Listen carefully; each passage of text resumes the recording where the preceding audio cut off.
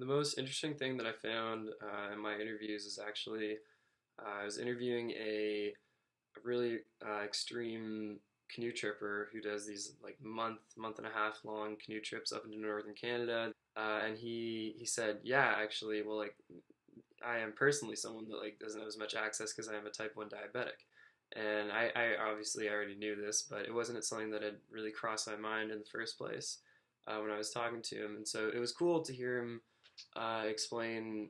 how specifically the challenge of camping was a way for him to like prove to himself that he could still do all the stuff that he was able to do before he was diagnosed. After conducting different interviews with various populations, I found it really interesting that regardless of the user population that we interviewers group a person into, user friendliness of gear is a real issue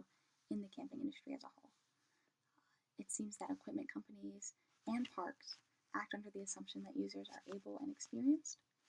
and as someone that is able and experienced, that assumption is not something I really recognized before this. And Ben, who is a senior at Michigan, Summer went on a month-long backpacking course to sort of cap off his recovery from an ACL tear. The feeling after hiking every day of coming back and sort of taking off his leg brace and stretching it out, and then having like a nice warm dinner, and how great that felt and how great the experience was, sort of to cap off his recovery and to get back into the outdoors.